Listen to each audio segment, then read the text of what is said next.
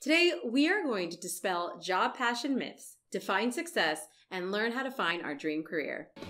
Your someday starts today.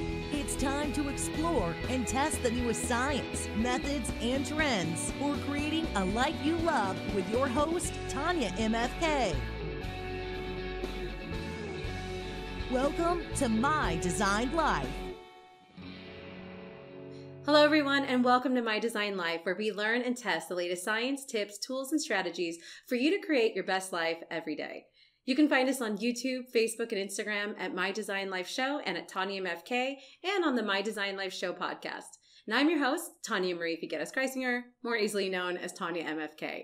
And you are here today to learn not only how to create your best life, but how to live it now. And I am thankful that you showed up. Now, I am really excited for today's episode. With the whirlwind of change that the world has experienced this year, many people have found themselves at a crossroads in their life and career, causing them to second guess how they're making a living. And this can be a confusing place full of conflicting views of which paths lead to passion and success. Well, my guest today is a career change expert and the founder of Career Clarity, a company helping individuals step into the careers they've been dreaming of. She's been featured in Business Insider, U.S. News, World Report, Fast Company, Refinery 29, and more, and is one of only 7 coaches in the world trained in the pivot method. She guides her clients to see through their excuses, champion their possibilities, and see clearly what it is that they're really after. So here today to dispel the myths that following your passion will end in your dream job, or that a successful career is following the same path for 40 years, or that it's too late to start over. Please welcome career change expert Lisa Lewis Miller. Welcome, Lisa. Welcome to My Designed Life. Thank you so much, Tanya. It's a delight to be here. Yes, I'm really excited. I think this is such important information right now as we've been all navigating the chaos of the world, abrupt changes in so many areas in our life. But I definitely see that career is something that's really being brought up, whether it's because of the loss of jobs or just what the current state of affairs brings up in us and those questions about the future. So thank you for being here. So I want to tell you right out of the gate that I love that in your work, I've seen that you address what I call the passion myth. This idea that there is some magical feeling we will uncover that will lead to the job we are meant to do, resulting in never-ending happiness. So I know we're going to dive into all the ways that someone can find clarity and direction to a job they love, but I was wondering if we could first dive into some of the myths, mindsets, and limiting beliefs that keep people where they are now. Absolutely. I think that the idea that passion has to be the number one driver for fulfillment and satisfaction in your work is really compelling, but it also is something that ultimately ends most people up in a place where they feel like they are in an internal pressure cooker. They feel like they are striving and hustling after something that feels elusive. And that's not how we want to feel in our day-to-day lives.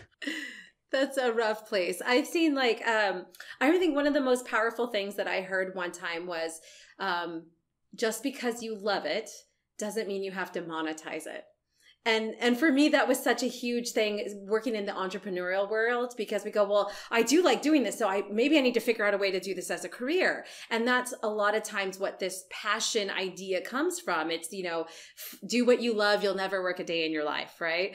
And I think we find so much truth in that in ways, right? Like there is something that we can be passionate about the work we're doing. But I think that gets confused with that if we like something, that must be the thing we're meant to do a job in. Right? Yeah, absolutely. Well, and I think that there's a really easy tendency to feel confused on how to figure out your path forward and how to figure out what kind of work or what kind of business is going to be a great fit for you.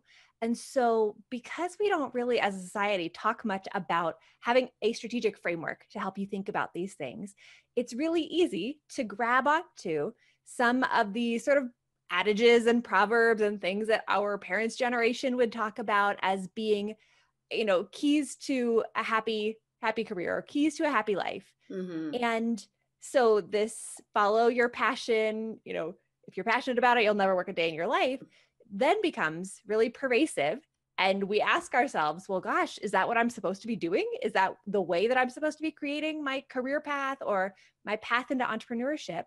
And when we start to immediately doubt our inner GPS and start trying to use this external proverb as a way to guide how we're making decisions, it immediately starts to divorce us from who we truly are and put some perfectionistic pressure onto who we think we're supposed to be, or who the only people who are happy or satisfied in their jobs are. And frankly, it's just not true.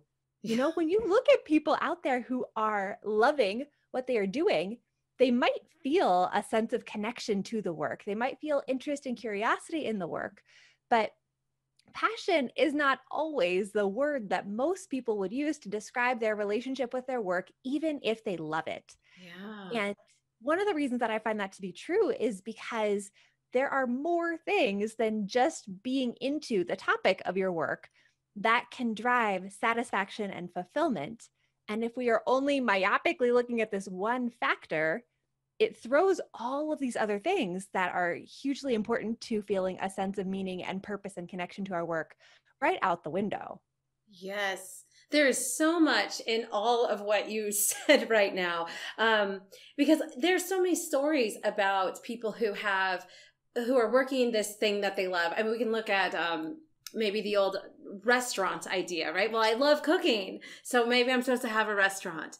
And sitting there and being a chef and working in a kitchen is completely different than having tables and crunching numbers and doing all these things. And it can suck the joy right out of the thing that you actually enjoy doing. Are you familiar with Cal Newport's book, Be So Good They Can't Ignore You, right? And so he talks a lot about the passion following the work as opposed to the passion leading you to the work. So like you're doing the work, and they found some of the most satisfied people were, in his book, he mentions like some file clerks. And it wasn't that they were passionate about filing. It was that they were good at it. They had autonomy. And because of that, they found joy and passion in their work. And so it was completely backwards from this idea that we need to follow this joyous thing. And like you said, there's so many key elements you mentioned in there. It's like, it doesn't mean that we can't do those things and actually find passion in them, but there are so many other factors. So what are some of those other factors that we're looking at? So I'm a career coach, and when I work with people thinking about what step is going to be next in their path, be it something that is in traditional employment or be it something that's entrepreneurial, we break down the types of qualities or the types of values that somebody wants to orient themselves towards into 4 categories. We call them the 4 pillars of career fulfillment. And so the passion piece comes into play insofar as one of these drivers of career fulfillment is what we call magnetic interests. And this is the question of the topics that seem to just kind of naturally be things that you gravitate towards over and over again. You don't have to define them as passions. And in fact, we don't use the P word at all. Ooh. Because we typically find that creates such a sense of fatalistic pressure cooker energy of there's only one right thing for you. And I think that in this day and age, most individuals are finding that they are capable of more than one thing. They are interested in more than one thing. They are driven by learning and growth and want to be able to expand beyond more than one thing. Yes. So if you use magnetic interests with an S at the end on purpose to guide the way that you think about the full spectrum of things that are interesting to you, things that you're curious about, things that you find yourself subscribing to podcasts about, or downloading ebooks about, or using your Audible Kindles or your Audible credits on, that typically gives you a more rich and well-rounded picture of the kinds of problems that you get curious about solving at both a macro level, right? So perhaps the industry that you're working in or the type of problems that the organization that you either want to create or that you want to join tends to solve. And then more at the micro level of, out of all the problems that you could be solving in your day-to-day role, which are the ones that naturally make you the most interested and the most curious?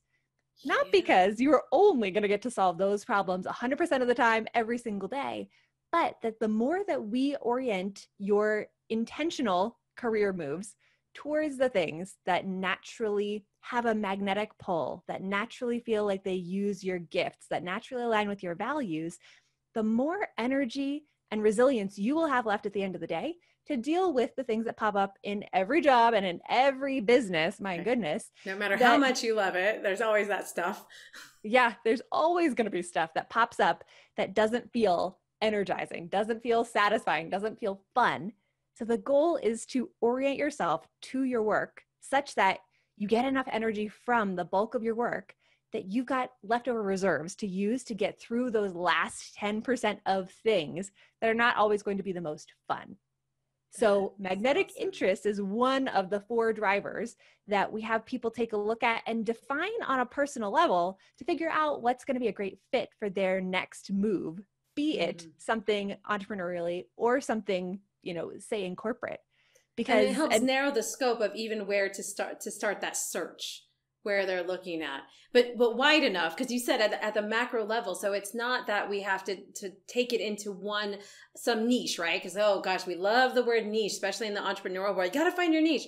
We're not there yet. Like you're scanning the interest. They're starting to understand who they are, right? Before we're trying to translate that into the career. What are these interests that I'm naturally gravitating to at the macro level? And they don't have to be interconnected. They don't have to make sense yet. I love that you say we don't use the P word, because there is such a finality in that. Like, I gotta find, it's an answer, right? Almost, it brings in this idea like that if it's the passion is the answer, but it's not a singular thing. You start to just scan where they already are, which is what they're already interested in, what they're naturally gravitating towards, without trying to piece it together yet, right? Because that's what you're going to help them do, right? Totally. Well, and like we talked about, it's a multifaceted question, right? So if you are incredibly passionate about, let's say, environmental conservation, and you want to start a consulting firm that goes out and evaluates the quality of wastewater samples, in your area, fabulous, amazing. But there are other things that drive your sense of satisfaction and fulfillment and joy. And it's possible that doubling down on your interests might then create conflict points or friction with other things that you value in your life.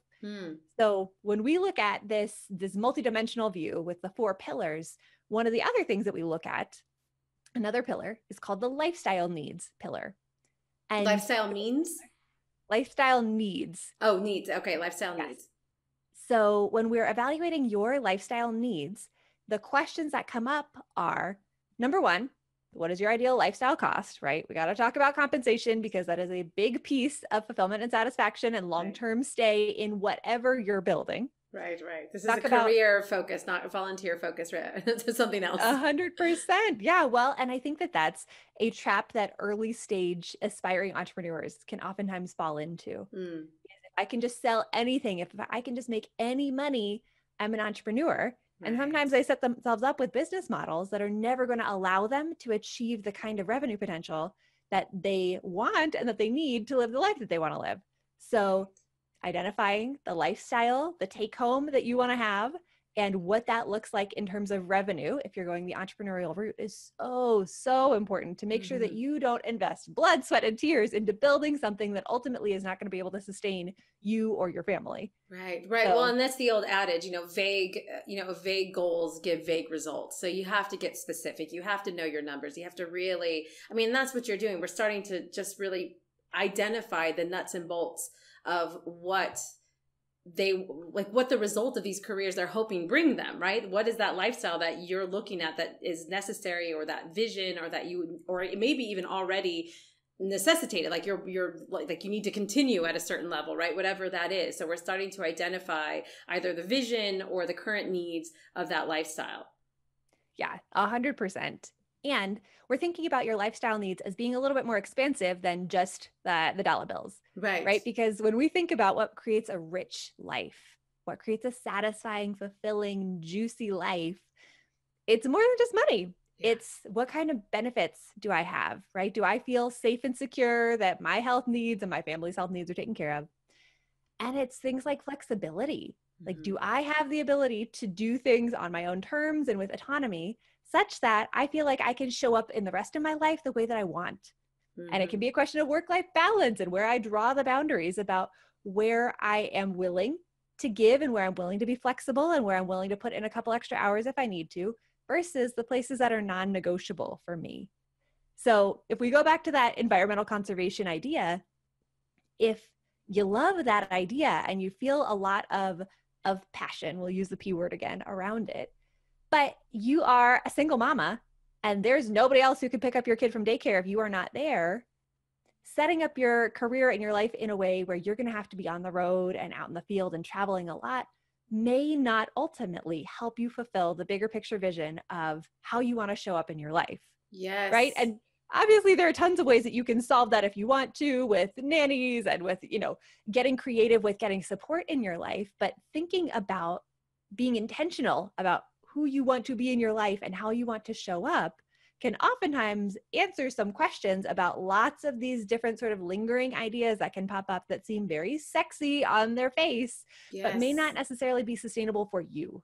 Yes. And identifying them ahead of time, as opposed to jumping in because you have passion. Oh, I love this. It just feels so good. And then down the road going, holy crap, this is not what I expected it to look like. This is not working out, right? After you've put this blood, sweat, and tears, you're giving an opportunity for them to look at that, go down that road before they actually go down that road. And I have such a great, experience it firsthand with that from many, many years ago when I first left the 9 to 5 and I was working in clinical research, and I used to put together events all the time. And I put together people's baby showers. I put together people's weddings. I was always that friend who was doing the big parties, and everyone would go, oh my gosh, you really should do, party planning and events. And I did enjoy doing it. It was fun. And I was very crafty, like making all the things and all that stuff was fun.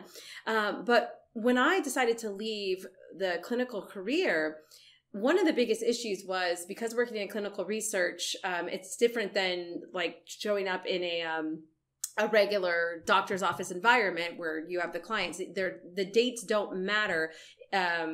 They don't care what your office hours are. When something's set on a clinical protocol, you have to be there whenever the protocol is set. So if it's every 7 days and that lands on a Sunday or it lands on Christmas Day, you need to be there. It doesn't matter that the rest of it doesn't matter. So I would find myself working on weekends, working on holidays. And that was part of why I wanted to leave that. It was just having this structure that felt very suffocating.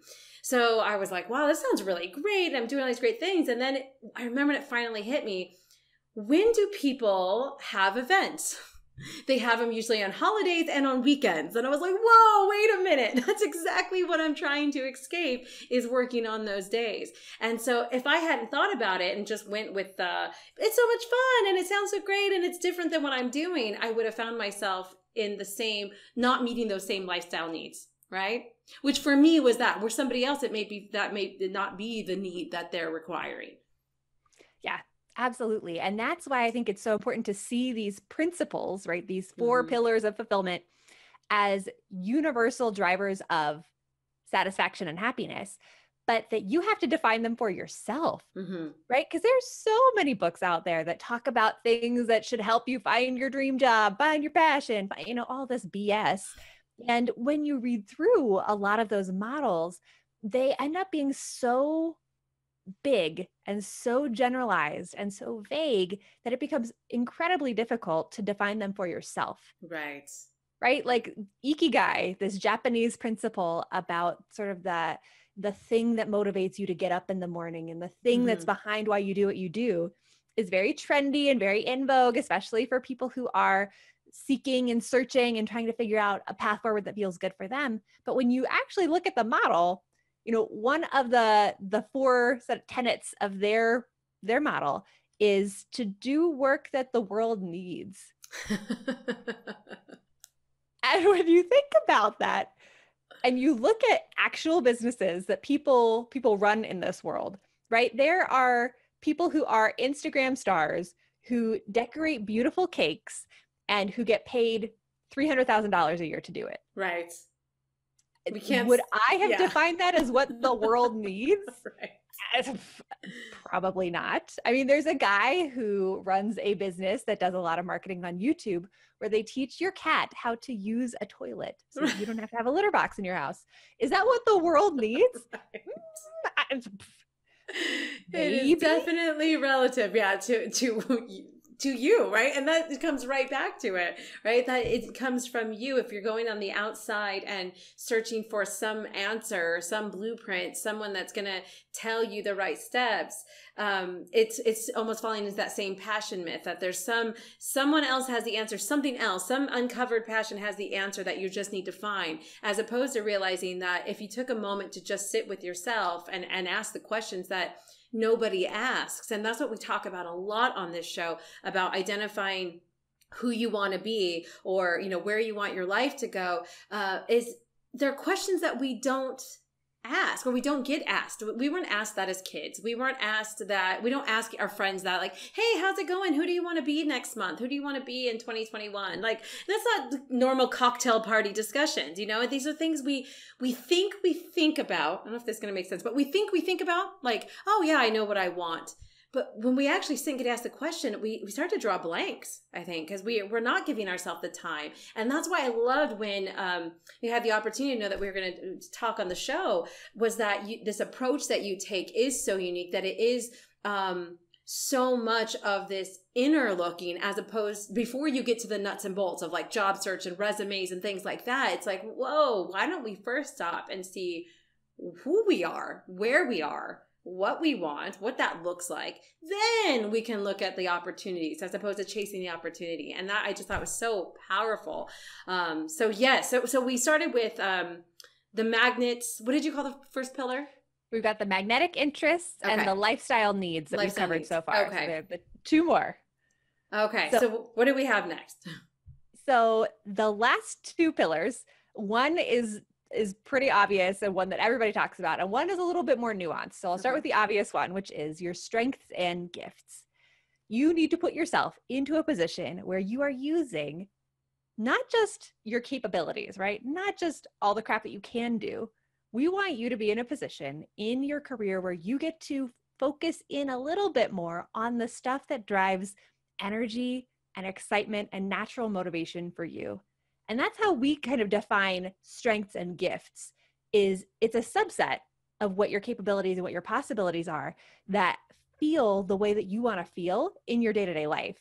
And I find that this one is really important to put a fine point on for aspiring entrepreneurs in particular, because if you are in corporate and you're hating it and you're trying to figure out what's next for you, it's very easy to mentally jump to the solutions first of, well, I've seen my girlfriend start a multi-level marketing business, so maybe I could go do that.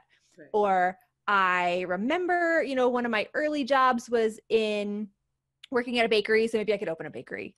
Or I do a lot of marketing work right now, maybe I'll just go and be a marketing consultant.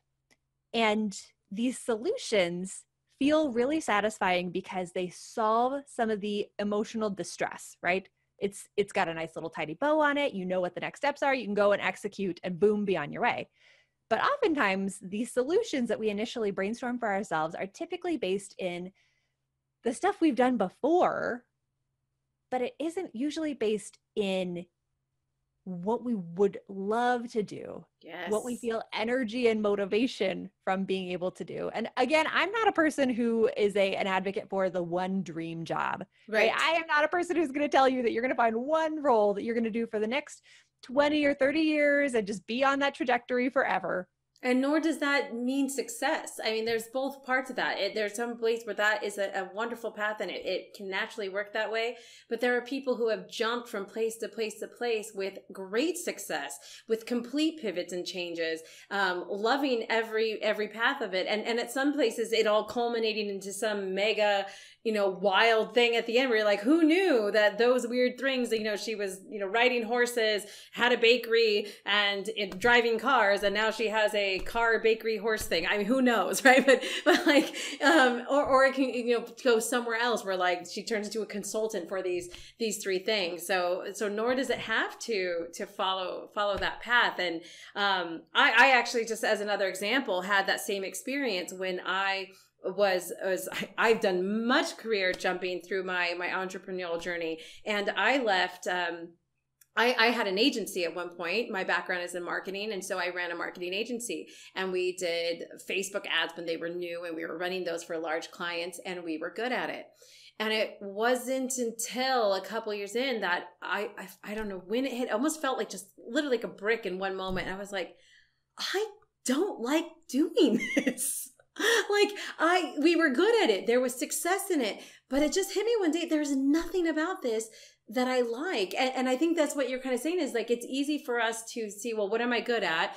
I could do that. And it's appealing because it's different than, like you said, we get out of that rut that maybe that we're trying to escape at that moment.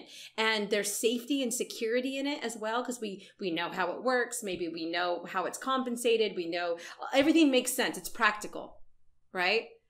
And so how do we deal with that? I don't want to divert us too much, but is that something we should embrace? Like throw out the practicality for a little bit, and then do you bring us back to that, or how do you let us explore that when we're trying to do this? Well, it's a great question, because that typically is one of the biggest hurdles too, especially if you're considering entrepreneurship, to actually making the leap, is the perception of risk, right? And the stuff that seems practical, the stuff that seems easy to brainstorm, stuff is the stuff that feels like we could just go and take a next step and start executing on it.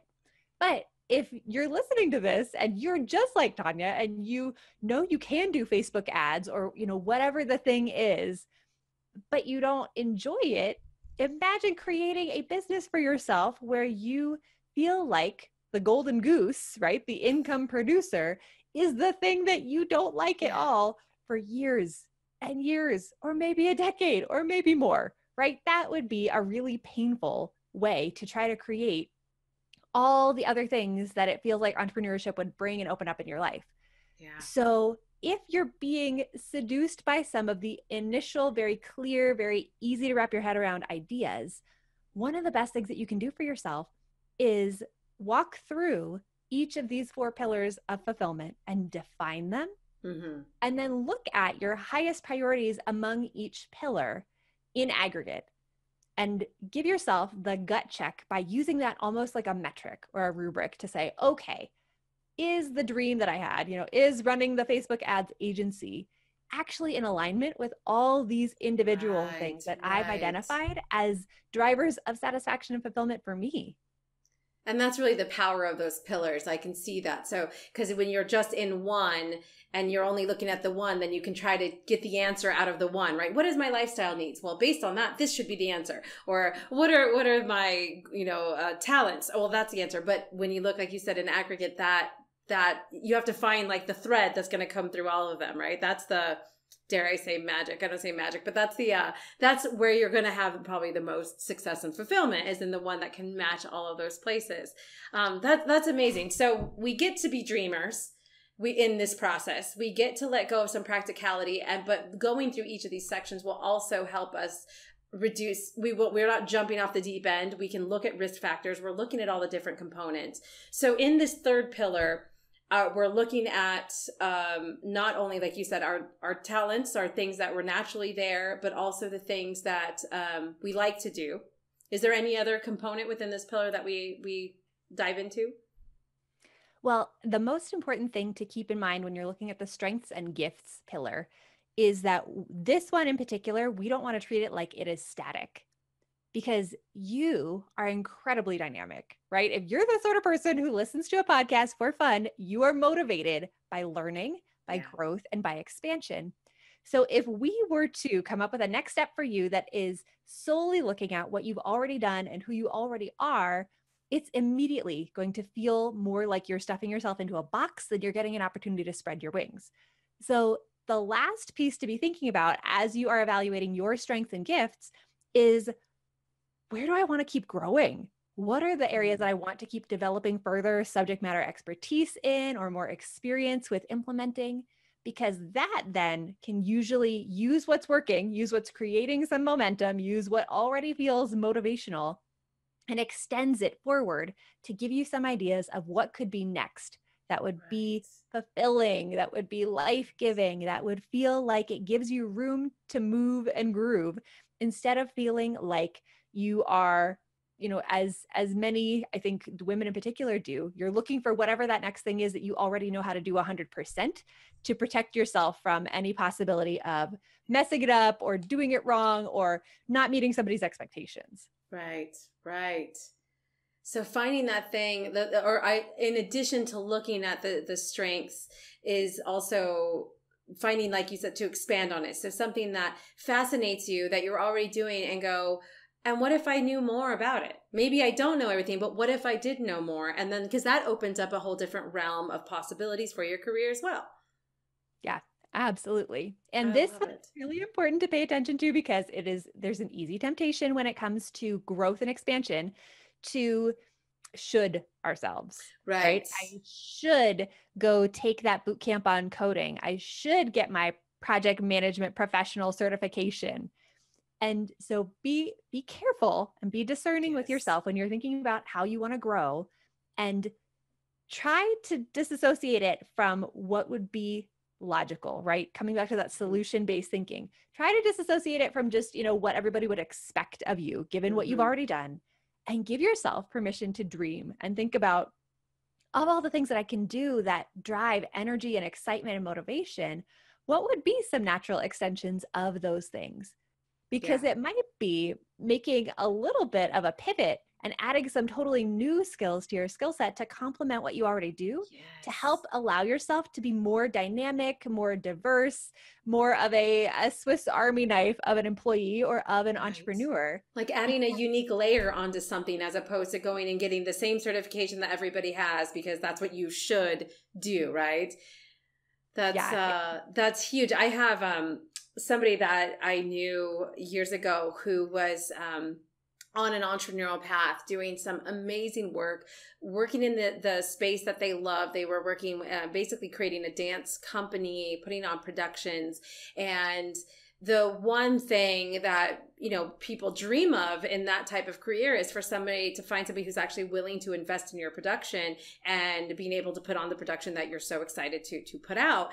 And that is the stage that this person got to.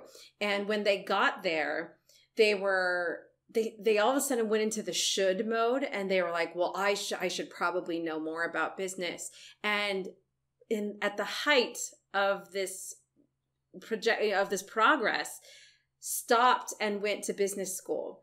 And I'm not saying there's anything wrong with business school, but it was so crazy to me. And now this person is actually working in a business situation that's not necessarily their dream anymore, but they should themselves right out of exactly where they wanted to be, because they were afraid that, oh my gosh, I'm progressing and maybe I don't know enough, and I should have this title as I'm going through. When in actuality, they had earned that title. They were there already. They had proven themselves to even be at the point where people were like, yes, clearly you're capable of this, and I'm willing to give you a lot of money to do the thing you love. And they were like, oh no. And it was just such a tale of caution of those shoulds, because this person's passion wasn't business, but it was the doubt in themselves that pushed them into that. Now, having the passion for it and learning that there's a great place in business school is a great thing. There's also other sources for that, but to should yourself into it is absolutely that cautionary tale. And as I would say, anytime you find yourself saying a statement, I should anything, just picture the teenager there standing there going, why? Like with that annoying look, even like, why should you? And I think it's so important for us that question, like to understand maybe where that's coming from. Like who says, and understand if that's coming from you or if it's coming from some standard, or it's whoever they are, right? They say you should X, Y, Z. So I like to question them, as much as we can. So I'm glad you brought that up. Well, and let me riff on that for a second too, because, and I'm curious what your perspective on this is, Tanya, because you've gotten to work in a lot of different cities, a lot of different areas, a lot of different countries. And what I find is that oftentimes that particular brand of should is very related to your cultural upbringing. Yes. That there can be incredible pressures, particularly, I'm thinking of a lot of specific countries within Asia where there is a huge familial expectation that you're going to do specific things. Yes. And sometimes this pressure comes on a religious level, that there are huge cultural expectations within your religious group, that there are certain things that are held up as appropriate, that are, sort of more enlightened career paths, things that are worthy. And then there are things that are not. And it can be so easy to grow up in that environment and to hear those messages. And, when you're a wee babe, where your prefrontal cortex is not completely formed and having the full power of the executive thinking that can allow you to create some sort of intellectual distance between what you're hearing and whether or not you decide that it's true. Yes. It's so easy to accept the messages around you, be they coming from media, from your family, from teachers, from whoever, as being the one truth. Yeah. So, and not even actually consciously knowing that you've accepted that as your truth. Yeah, that's a huge piece of it too. But if you can get to a point where you are able to do some self-reflection and some inner thought discernment and notice like, this is coming from a place of this is what my parents were pressured to do by their family, or what culturally is seen as the right thing to do, or the ideal thing to do, or the thing that will make your family proud. If you can come to a level of consciousness around that and then decide if you accept that, and if you want to accept that, and if you want to allow that to be a force that shapes your decisions about who you can be and how you contribute to the world, fabulous, right? If you decide that you want to conform to that because that feels good for you and allows you to fulfill some of your values, you do you. But at least having the consciousness that it's a choice. Yes. And that you don't have to go down that path, right? It isn't just doctors and lawyers and engineers that are valuable and valid paths forward. Can be a really freeing paradigm shift. Absolutely. Yes. Yes. Guys, this is such a huge, huge part of this entire process. And this fits for career. This fits for life. I mean, this fits for anything. That process that she just described of the cultural upbringings, even the social constructs, what you've seen on TV, right? I mean, wherever that input has come, that's where a lot of these shoulds come from. They come from what's been displayed to us as opposed to conscious choices of like, this is how I want this done because I've made a decision how I want this done. As we referred to I did the quotes of the they, the they and them, because there's some weird team of people somewhere that exist in our heads who are these, decision makers. But in actuality, that it's stuff that's come from our upbringing, our society, our religious upbringing, all these areas where we've created our shoulds. I actually just met with a client today who had made a comment. They were on the entrepreneurial roller coaster, and he made a comment of feeling doubtful in where he was going. And he said, because I know as an entrepreneur, I should have this unwavering faith that it's all going to work out. And I was like, why? Who says? Because I know plenty of us that don't have that unwavering faith 24/7. That's why it's a roller coaster. And when I just said why, he kind of took a moment. I was like, yeah, I don't know. I don't know why I think that. I guess that's just how people make it sound. And I was like, yeah. And that's all it came from. And it's okay that you feel this way. So let's move on to the truth. And so I know we went on a tangent about that. I think I'm so glad you brought it up. It's so important. So as we're going through, now we're at the third pillar. We've gone through the strengths and interests. I'm really bad at remembering these, right? No. I'm even doing these out of order of how I usually do. Oh, so okay. We've talked about the magnetic interest. We've talked about the lifestyle. We've talked about strengths. There's one last piece of this that is important piece to orient yourself if you're trying to figure out what you want and how to move forward in a way that's going to feel good. Or if you're feeling like you're in a situation that looks good on the outside, but you can't figure out why it doesn't feel good on the inside, looking through the 4 pillars can really help to allow you to just have some insight and clarity on what's going on. And the last pillar is personality fit.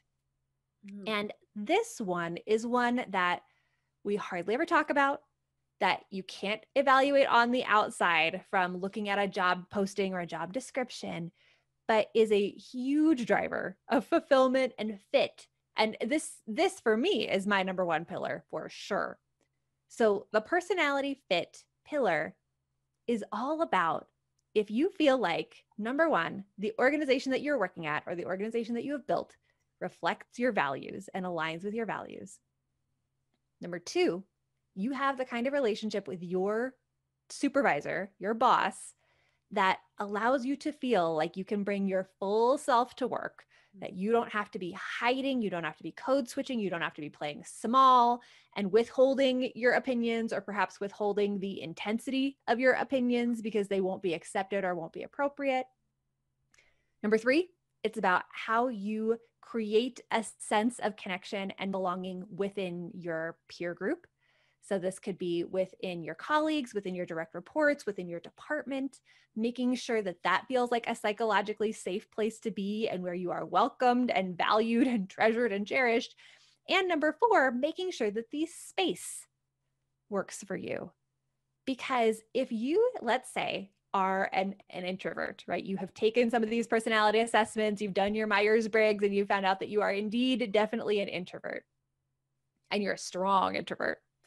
There are certain things that are going to set you up spatially for feeling like you can contribute at your highest capability that are different from what an extrovert might need, right? Because if you are an introvert and you know that interacting with other people tends to be more energy draining than energy giving for you, being able to have a place that's got quiet, that's got a door, that has ways for you to conserve and protect your energy while you're executing can allow for you to feel like you've got the energy left that you need for meetings, for client calls, for the things like that.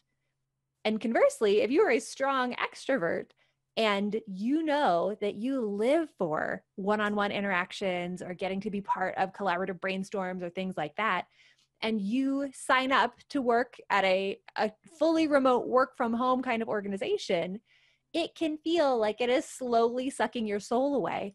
And you won't necessarily be able to put your finger on why, because everything else in the job looks so great, right? Or everything else in the business that you're building seems like it makes sense. Right. You know, you're using your energizing strengths. You are moving towards your magnetic interest. The lifestyle piece feels right.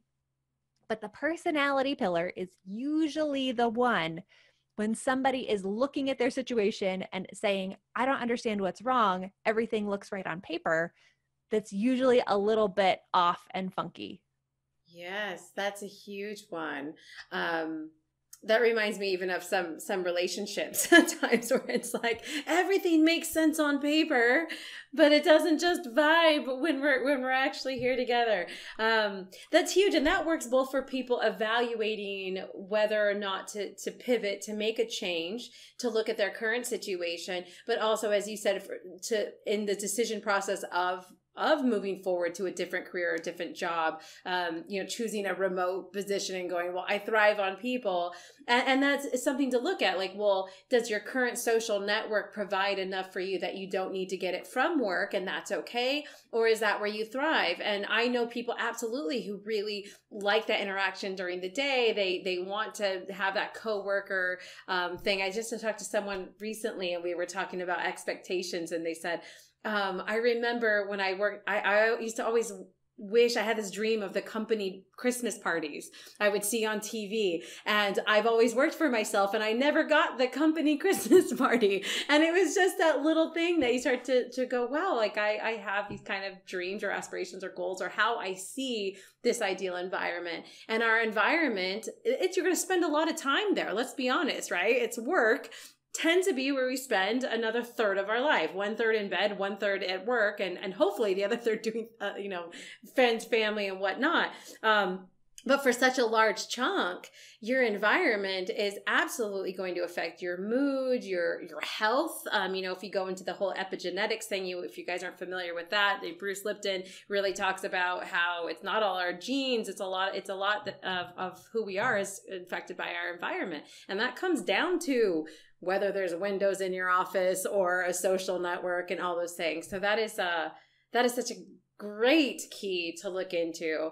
So I love this. So we have the 4 that we're looking at, and this is really what you're guiding people through with what you do, right? Yeah, absolutely.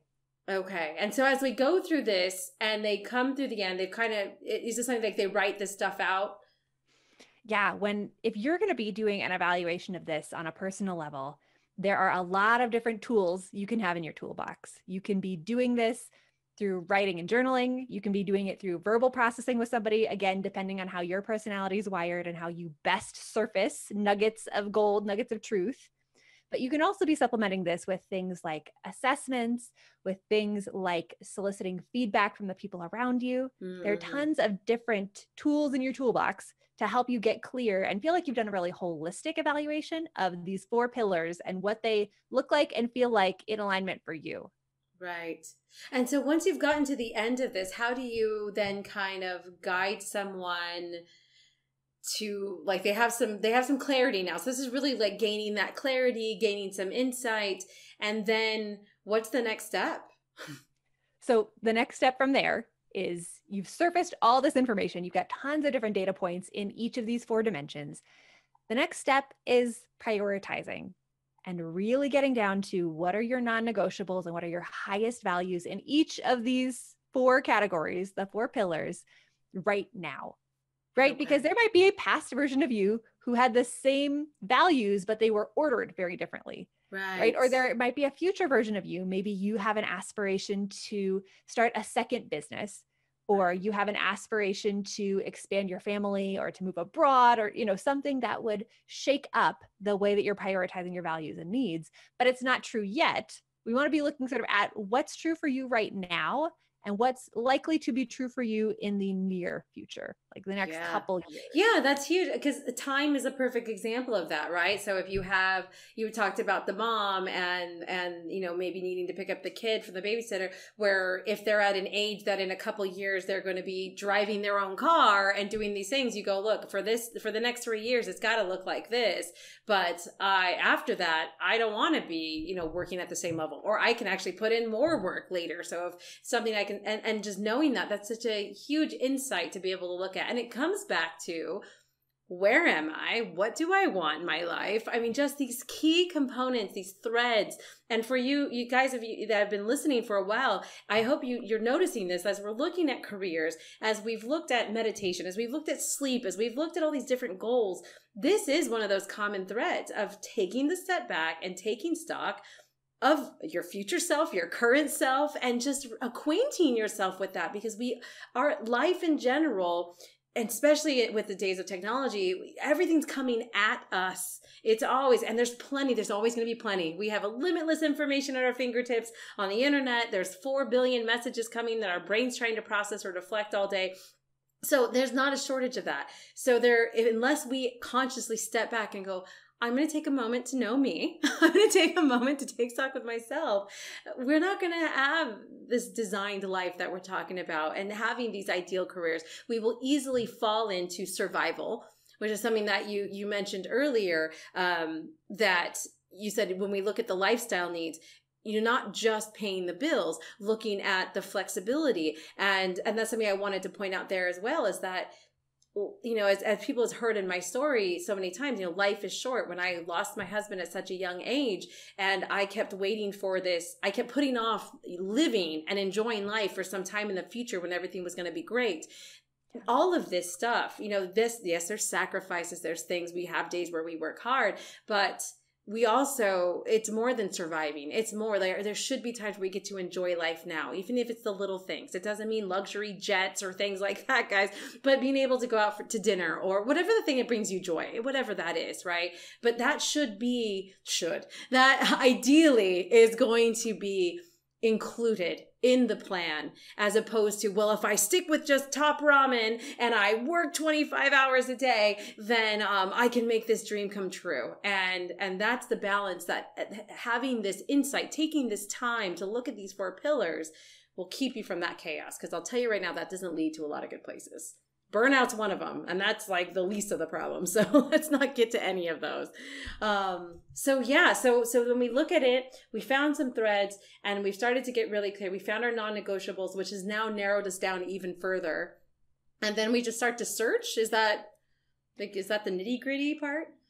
So then you start to brainstorm, and then you start to search, right? Because when we look at your non-negotiables and your highest priority values across your 4 pillars, it might not immediately reveal one pathway that seems like an ideal path. It might actually require some really creative experimental thinking. It might require you to bring some girlfriends into the conversation to help you think about different ways to recombine these elements into something that could help you move forward. Yeah. And again, the goal is to try to find as many of these things as you can without putting the pressure on yourself that there's one perfect magical dream job out there like Cinderella's glass slipper that you're going to find that's going to solve all your problems.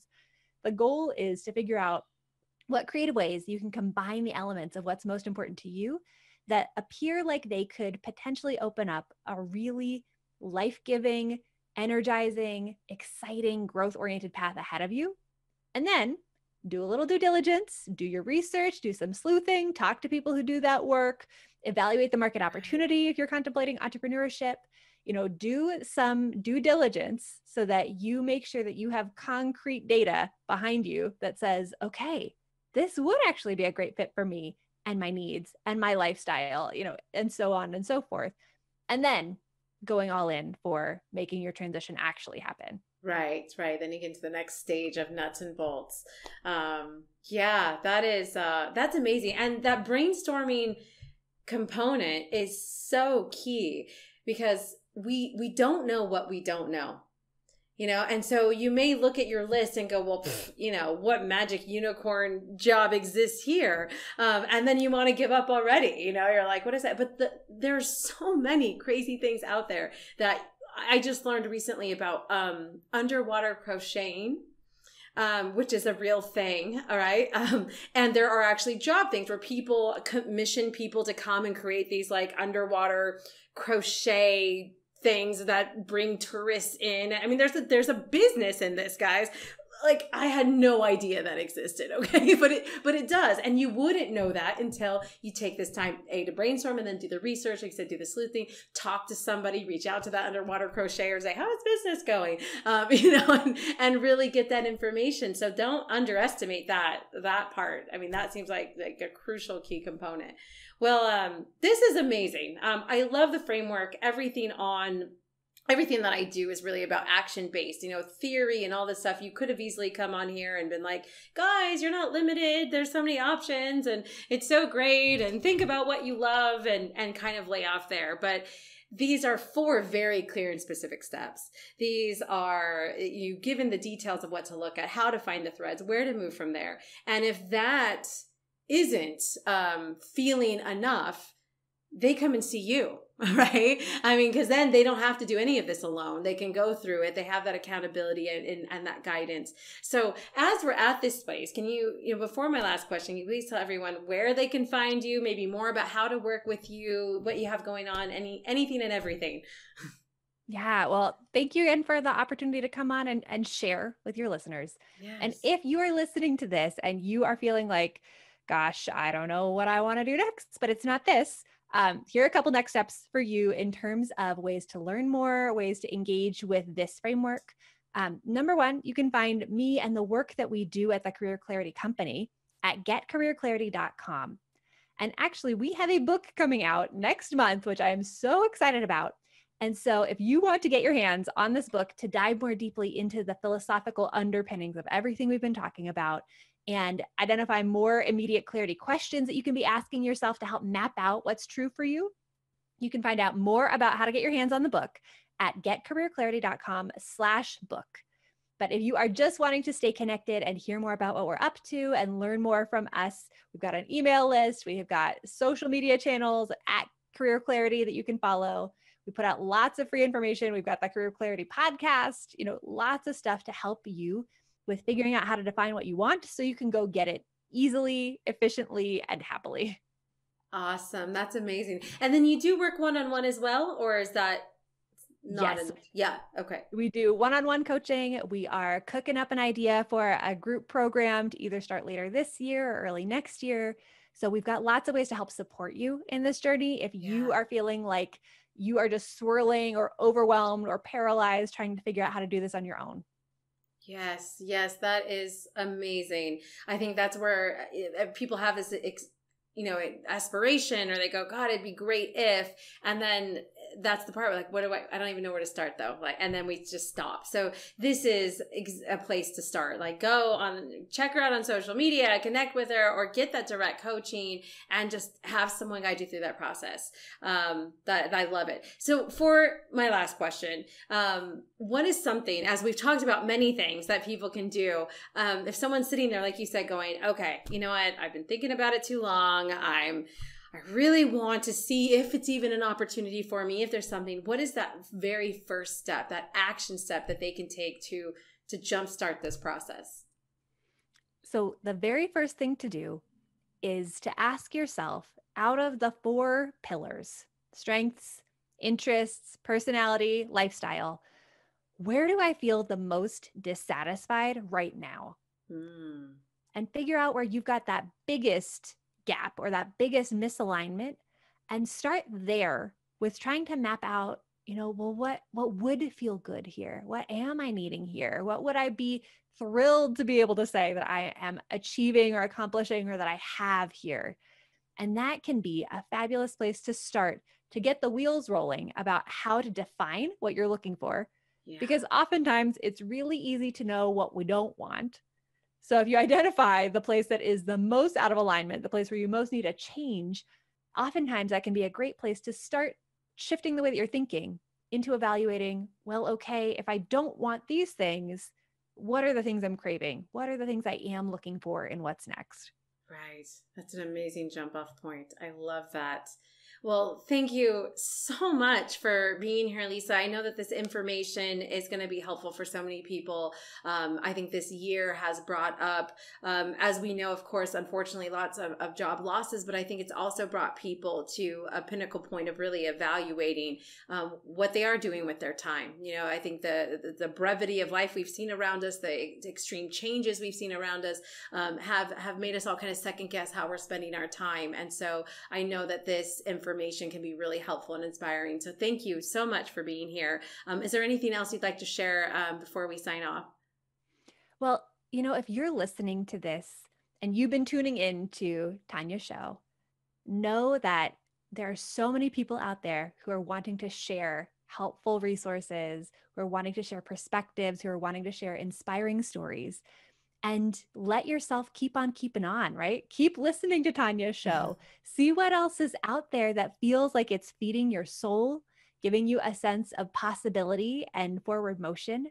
Because, Tanya, you're absolutely right that this is a really difficult time to feel hopeful, to feel like you can be positive, to feel like you're allowed to dream, to feel like you're allowed to think about what's next other than just triage and stabilizing and hanging on with a white knuckle grip to what you have. But what we are experiencing right now will not be forever.